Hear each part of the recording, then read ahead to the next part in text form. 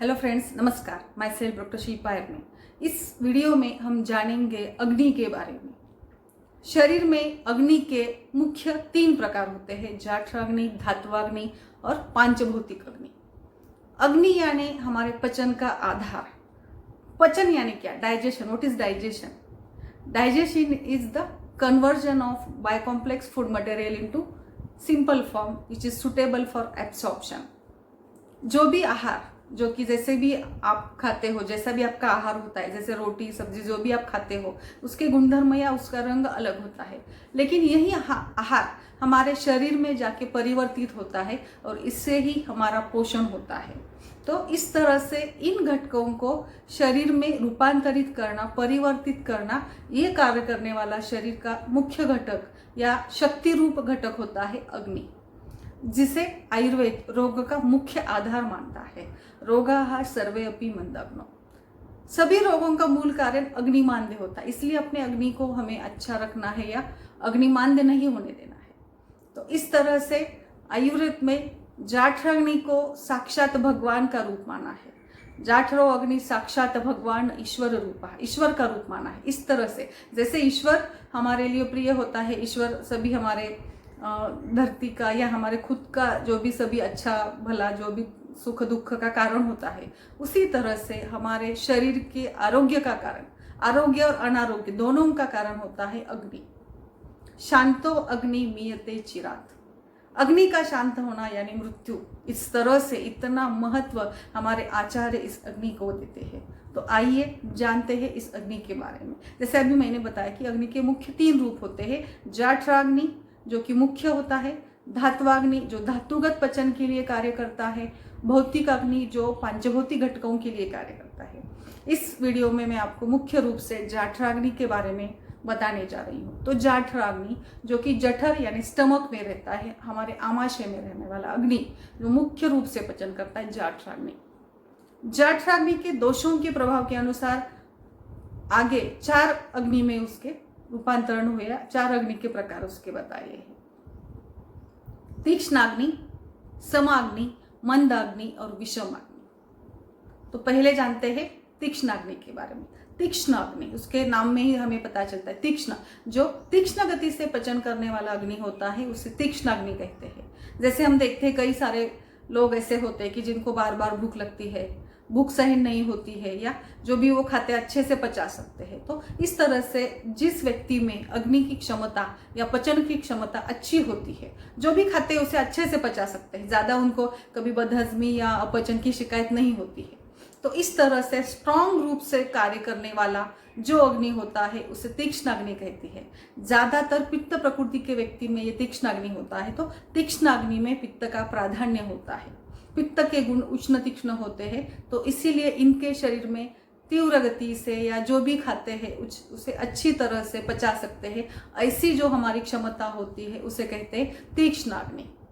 तो तीक्ष्ण अग्नि में विकार भी कम होते हैं, या पित्त प्रकृति जो होती है उसमें पचन के विकार भी कम हो सकते हैं, क्योंकि पचन क्षमता उनकी अच्छी होती है, भूख अच्छी लगती है, उन्हें हमेशा मतलब कभी भी उनको भूख ना लगने की शिकायत नहीं होती है, बार बार उनका आहार भी ज्यादा होता है, मतलब जो भी खाते हो अच्छे से पचा सकते हैं। इस तरह के अग्नि को कहते हैं तीक्ष्ण अग्नि। दूसरा प्रकार है मंद अग्नि। मंद यानी धीमा, जो अग्नि धीमे गति से कार्य करता है उसे कहते हैं मंद अग्नि। बहुत सारे लोग होते हैं कि एक बार सवेरे खा लिया तो दिन भर आराम से रह सकते हैं और शाम को ही खाना खाएंगे, बार बार भूख नहीं लगती, कुछ ऊपर का खाना नहीं खाते, उनको भूख सहन भी होती है, उपवास करते तो वो कुछ उनको तकलीफ भी नहीं होती है। तो इस तरह का उनका स्वभाव होता है।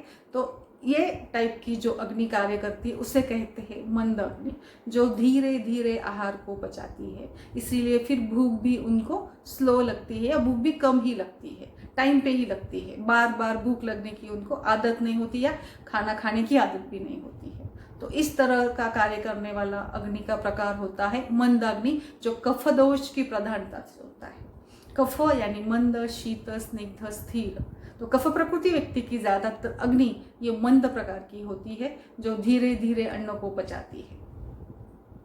तीसरा अग्नि का प्रकार होता है विषम अग्नि। जो विषम यानी अनियमित रूप से अन्न का पचन करती है।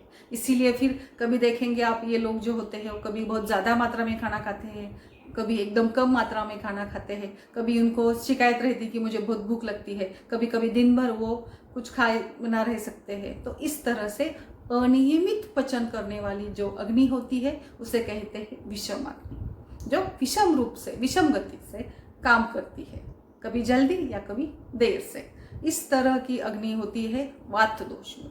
वात प्रकृति के व्यक्ति की अग्नि हमेशा विषम प्रकार की होती है, इसीलिए फिर उनके रूटीन सभी इरेगुलर होता है। भूख लगना, पचन होना, तहा कुछ भी जो भी उनके शरीर का स्वभाव होता है वो सभी अनियमित या इरेगुलर टाइप का होता है।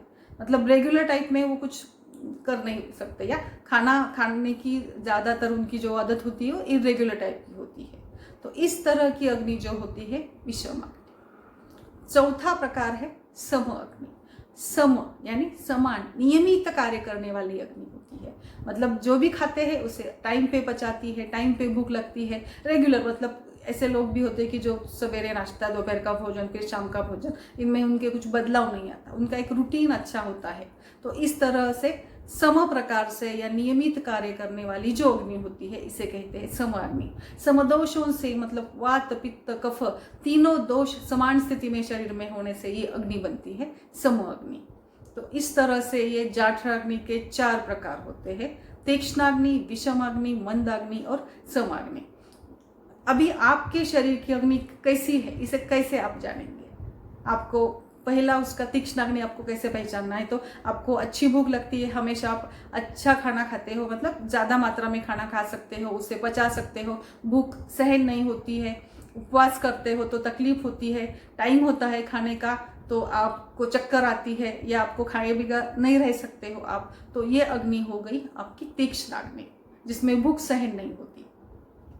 मंदाग्नि, एक बार सवेरे खा लिया तो चलता है, टाइम हो गया खाने का, खाना नहीं मिला तो भी चलता है, तो इस तरह की अग्नि होती है मंदाग्नि, जो कि भूख सहन कर सकती है। तीसरी विषमाग्नि, अनप्रिडिक्टेबल, जिसके बारे में हम कुछ अंदाज नहीं कर सकते। अभी आप कभी सोचते होंगे कि इसको आज भूख नहीं लगेगी, तो उसको भूख लगती है ज़्यादा। तो इस तरह से अनियमितता, रूटीन नहीं होता है, अनियमित कार्य करने वाली, कभी भूख ज़्यादा कभी कम लगना, ये इसका लक्षण होता है। और इस तरह आप इस विषमाग्नि को पहचानते हैं। तो ये व्यक्ति कभी भी खाना खा सकते हैं या कभी कभी भूखे भी रह जाते हैं, उनका शेड्यूल फिक्स नहीं होता है। इस तरह का कार्य करने वाली अग्नि होती है विषमाग्नि। समाग्नि को कैसे पहचानेंगे? जो अग्नि नियमित रूप से, मतलब नियमित टाइम पे भूख लगना, टाइम पे पचन होना, इस तरह का कार्य करने वाली जो अग्नि होती है वो होती है समाग्नि। तो इस तरह से आप अपने अग्नि को पहचानिए और उसके हिसाब से आप अपना आहार लीजिए, क्योंकि अग्नि ही हमारे शरीर का मुख्य आधार है। इसका मैं एक छोटा सा उदाहरण देना चाहूँगी। जैसे आप देखते हो टीवी सीरियल्स में या पिक्चर्स में कई बार बताते हैं कि कोई जो हीरो होता है या कोई भी पात्र होता है, उसका अगर एक्सीडेंट होता है तो एक्सीडेंट होने के समय पे डायरेक्शन दिखाते हैं कि जो भी दिया होता है, इसमें मंदिर में जो दिया लगाया होता है या घर में जो भी होता है, मेणबत्ती या कुछ ऐसे वो बुझने के जैसे दिखाते हैं, या उसमें कुछ चल गति दिखाते हैं। तो जब वो शांत हो जाता है मंदिर का दिया, तो हम समझ जाते हैं कि जो व्यक्ति है या जो भी हीरो था उसकी डेथ हो गई। एक बहुत सिंपल सा ये उदाहरण है। इससे हमें पता चलता है कि अग्नि का शांत होना मतलब व्यक्ति का शांत होना। इतना महत्व अग्नि को दिया है हमारे शरीर में, क्योंकि अग्नि के सिवा कुछ भी संभव नहीं होता है। अग्नि जब फड़फड़ाता है तो हम सोचते हैं अरे इसका एक्सीडेंट होने वाला है, या इसके जीवन में कुछ प्रॉब्लम आने वाला है, इसकी जीवन की स्थिति अभी कुछ विकट चल रही है, इस तरह से हम समझते हैं। तो ये सिंपल सा उदाहरण देने का मतलब मेरा यह है कि आप इससे अंदाज़ा लगा सकते हैं कि शरीर में अग्नि का क्या महत्व होता है। तो अपने अग्नि को संभालिए, अपने अग्नि के अनुसार ही आहार का सेवन करें। थैंक यू, धन्यवाद।